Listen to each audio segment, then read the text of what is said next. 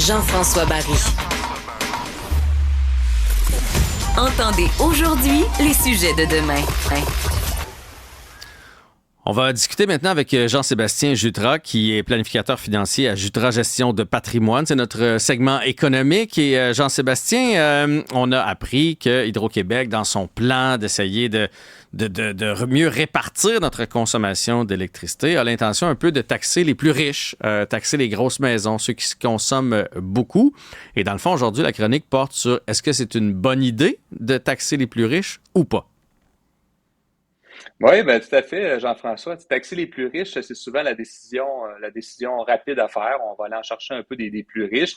Et je suis définitivement en accord avec ça, là, Jean-François, juste comprendre. C'est juste qu'il faut que le gouvernement soit habile puis qu'il trouve la courbe d'efficacité parce que il y a un moment donné, en rajouter, on va chercher des recettes, on a une efficacité, puis à un moment donné, quand on y va trop, ben, ça a l'effet pervers inverse. Donc là, ça va de l'autre côté. Puis on peut le voir par les comportements des gens. Donc on va pouvoir voir, par exemple, de l'évasion fiscale, on va voir des fraudes. Il y a des propriétaires d'entreprises qui vont essayer de faire ce qu'on appelle de la finance offshore, ouvrir un compte aux îles Caïmans pour essayer de payer des impôts dans un autre État que celui du Québec. Ça va amener des impacts économiques qui vont être aussi négatifs. Les gens vont arrêter de surconsommer. C'est peut-être pas une mauvaise chose quand on en parle, mais au niveau de stimulation économique, ça va nuire à l'industrie du tourisme, ça va nuire à l'industrie des biens de luxe, et où ça peut amener de la délocalisation. Donc, des fois, on peut voir des individus ou encore des entreprises quitter vers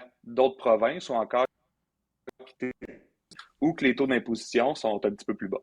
Oui, fait que dans le fond, puis moi aussi je suis d'accord avec ça, donc on veut taxer les personnes les mieux nanties pour faire une société un peu mieux balancée, surtout que l'écart continue toujours de s'agrandir entre les plus riches et les plus pauvres, mais il ne faut pas je veux dire, écœurer au point où ils vont quitter, où ils vont trouver une façon de plus dépenser ici, parce que donc, il faut trouver le juste milieu, c'est un peu ça qu'on comprend, surtout que parfois on se dit, est-ce qu'on réussit vraiment à taxer les plus riches ou juste ceux en dessous? Parce que les très riches ont souvent des équipes de fiscalistes, des experts qui vont trouver des façons de créer une nouvelle compagnie, faire une fiducie, mettre ça sur la tête des enfants, ils vont trouver des assurances, une façon de contourner toutes les taxes qui arrivent, toutes les façons des imposer.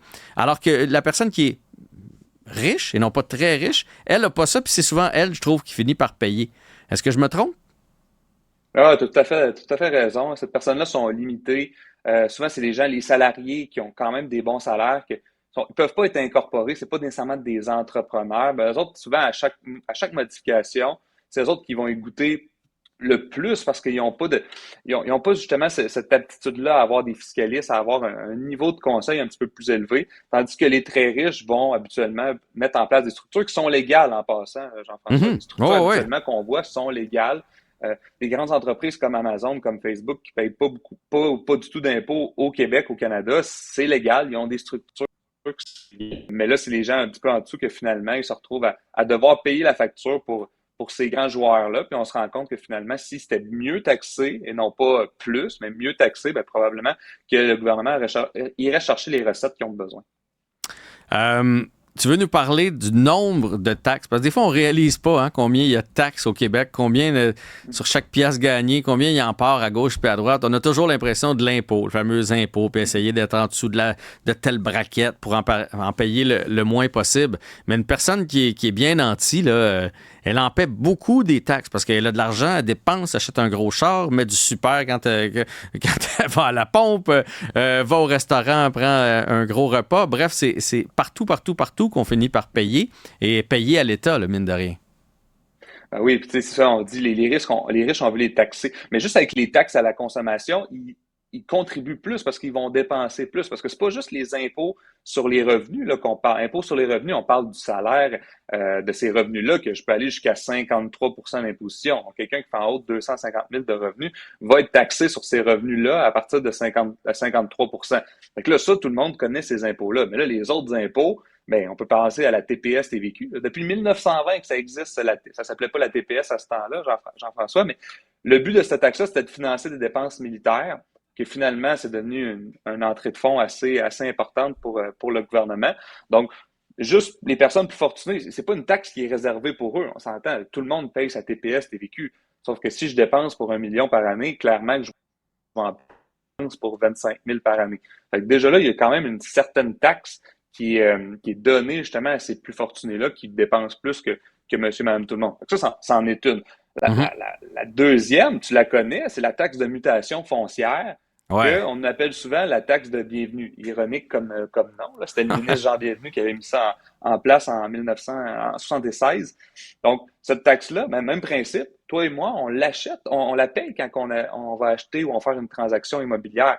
Par exemple, si j'achète un bien immobilier qui est beaucoup plus cher, ben ça va être en proportion. Là. Je calculais ce matin, si j'achetais une résidence à Montréal qui coûte 3 millions de dollars, c'est 73 000 de taxes de mutation foncière. Donc, il y a des gens qui font pas ça par année, là, Jean-François. Là, c'est une taxe que je paye directement à la ville. Fait que c'est beaucoup d'argent.